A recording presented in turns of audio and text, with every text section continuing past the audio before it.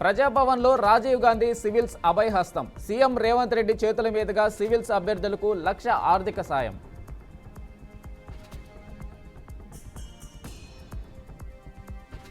నేడు విశాఖకు మంత్రి నారా లోకేష్. ప్రధాని పర్యటన ఏర్పాట్లపై మంత్రి లోకేష్ సమీక్ష. తిరుమలలో నేడు స్థానికులకు శ్రీవారి దర్శన టోకన్లు. ప్రతి నెల తొలి మంగళవారం స్థానికులకు శ్రీవారి దర్శనం. చైనాలో హెచ్ఎంపీవీ వైరస్ విజృంభణ. చైనాలో పరిణామాలను నిశితంగా పరిశీలిస్తున్న WHO. నేడు నల్గొండకు కోమటిరెడ్డి వెంకటరెడ్డి. మాతా శిశు సంరక్షణ కేంద్రాన్ని పరిశీలించనున్న మంత్రి. ప్రతి సోమవారం బుద్ధ భవన్లో హైడ్రా ప్రజావాణి. ప్రజల నుంచి ఫిర్యాదులు స్వీకరించనున్న హైడ్రా కమిషనర్. ఈ నెల 8న విశాఖలో పర్యటించనున్న ప్రధాని మోడీ. సిరిపురం నుంచి ఏయూ కాలేజ్ గ్రౌండ్ వరకు రోడ్ షో.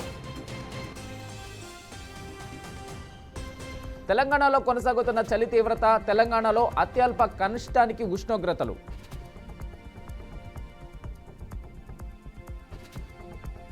నేడు వరంగల్ జిల్లాలో డిప్యూటీ సీఎం మంత్రుల పర్యటన. పలు అభివృద్ధి పనులకు ప్రారంభోత్సవాలు, శంకుస్థాపన. రేపు కుప్పం నియోజకవర్గానికి సీఎం చంద్రబాబు. పలు అభివృద్ధి పనులకు ప్రారంభోత్సవాలు, శంకుస్థాపనలు.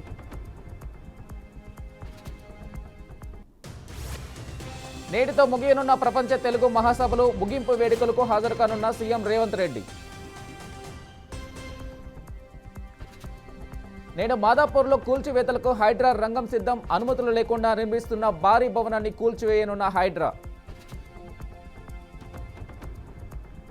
ఉత్తరాదిలో దట్టంగా పొగమంచు. ఢిల్లీలో 15 విమానాలు దారి మళ్లింపు.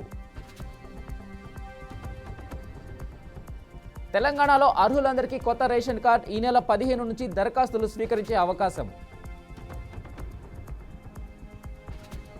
తాను దేశం విడిచి వెళ్లనన్న పాక్ ప్రధాని ఇమ్రాన్. తుది శ్వాస వరకు పాక్లోనే ఉంటానన్న ఇమ్రాన్ ఖాన్.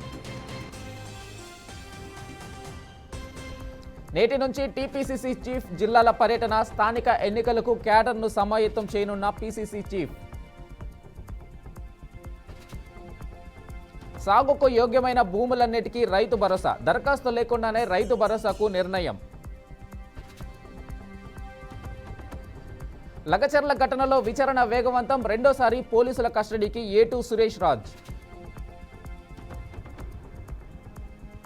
అజ్మీర్ దర్గాకు చాదర్ పంపిన సీఎం రేవంత్ రెడ్డి. చాదర్ వద్ద ప్రార్థన చేసిన ముస్లిం మత పెద్దలు. సాగర్ డ్యాం స్పిల్వేను పరిశీలించిన సిడబ్ల్యూసీ. కేఆర్ఎంబీ సభ్యులు స్టాప్ లాక్ గేట్ల ఏర్పాటుకు నివేదిస్తామని వెల్లడి. తెలంగాణ కాంగ్రెస్ సర్కారుపై బండి సంజయ్ విమర్శలు. రైతులకు ఎకరాకు 12,000 రూపాయలు ఇస్తామని సీఎం అనడం దుర్మార్గమని ఎద్దేవా. సద్గురువుతో సమావేశమైన హోంమంత్రి అమిత్ షా. దేశ యొక్క నాగరికత అంశాలలో సద్గురు పాత్ర ఎనలేనిదని వ్యాఖ్య. ఢిల్లీలోని భారత గ్రామీణ భారత్ మహోత్సవాన్ని ప్రారంభించిన ప్రధాని. సమాజంలో కులం పేరుతో ప్రతిపక్షాల కుట్రలను తిప్పికొట్టాలని ప్రజలకు పిలుపు. లోయలో పడిన ట్రక్కు. 4 జవాన్లు మృతి. బందీపూర్ జిల్లాలో సదర్కోట్ పాయింట్ సమీపంలో ఘటన. అంతర్జాతీయ సేవల్లో 4వ స్థానంలో చెన్నై విమానాశ్రయం. ప్రయాణికుల డిమాండ్లతో సరాసరి సర్వీసులు నడిపేందుకు ఏఐఐ కసరత్తు.